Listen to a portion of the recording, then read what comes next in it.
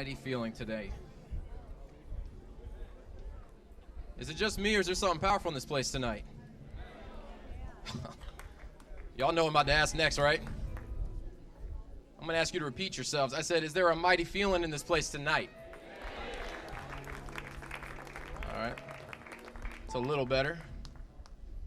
Maybe we can get y'all a little more hyped up all over again. Well, church, it's always an honor to come up here, and I do appreciate the opportunity every time I get it. Just want to give honor to Pastor and the ministerial staff for this opportunity. And Brother Mallory, it's an honor having you, sir. Thank you for being here. Wonderful word this morning that was preached.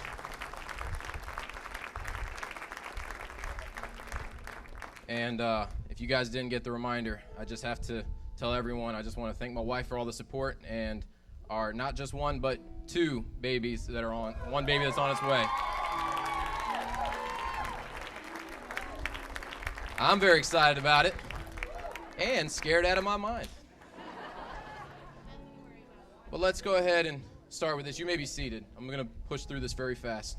I don't want to take up any more time tonight. So, coming upon this first word, I kept having something pop in my mind, and it obviously was after I found out I was going to have another little baby. And so this one thing kept popping in my mind. So when I found out I was going to be a dad with Rachel, my first one, it's pretty much how I feel now. I was very, very excited, but also extremely, extremely nervous. Because the thing is that now I'm responsible, my wife and I are responsible for this tiny little creature who I have to clothe, have to feed, have to make sure, basically it just survives, you know. I make sure that it doesn't just fall off a cliff somewhere. I just, that's a lot harder than it looks. If you guys didn't notice, she's just all over the place here. I mean, but I did not want to be one of those parents that just, I'm not going to go down that road. It's okay. But even through all the crazy, I've loved every moment with my baby. I am truly that typical dad who just gives in to his daughter. I really do. I'm hard at the important things, but I have a second phone from work, and I let her watch Elmo in the car and just watch Elmo. I never thought I'd give in like that, and I certainly did. I just melt. I think Grandpa can agree with me. We're both pretty hard people, but when it comes to her, we both fall apart. So, but she, I love every moment with her, from the first time she smiled to the first time she called me daddy to, like I said, we watch Elmo together. I watch more Elmo than I've ever knew I'd have to. And I love when I come home at the end of the day and she greets me at the door just smiling and grinning, calling me daddy. So that's all the good things. Now let me tell you the thing that I know I can provide for my family. With the Lord's help, I never really depend on one place. I know I'm going to be provided one way or another, whether I have a job tomorrow or not. But there is one thing that depends on me as a father and a husband is one thing that I fear that I have to constantly work on is what kind of example am I being to my children, to my wife? 1 Timothy 4:12 through 16 reads, let me read this in the English. Let me just read from here. Let no man despise thy youth, but be thou an example of believers in word, in conversation, in charity, in spirit, in faith, in purity. Till I come, give attendance to reading, to exhortation, to doctrine. Neglect not the gift that is in thee, which was given thee by prophecy, with the laying on the hands of the presbytery. Meditate upon these things, give thyself wholly to them, that thy profiting may appear to all. Take heed unto thyself and unto the doctrine, continue in them. For in doing this thou shalt save both thyself and them that hear ye.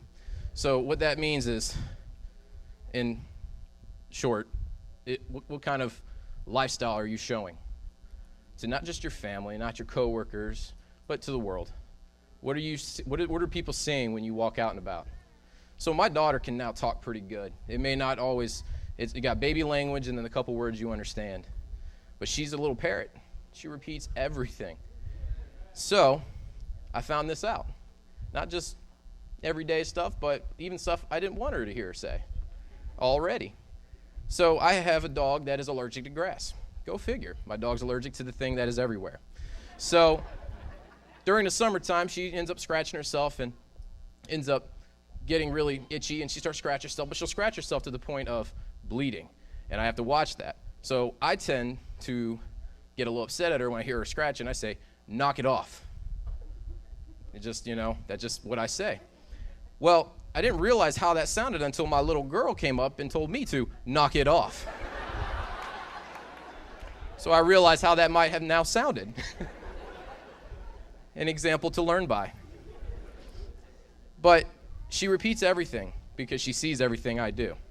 She wants to be like mom and dad, so she's going to do everything mom and dad does.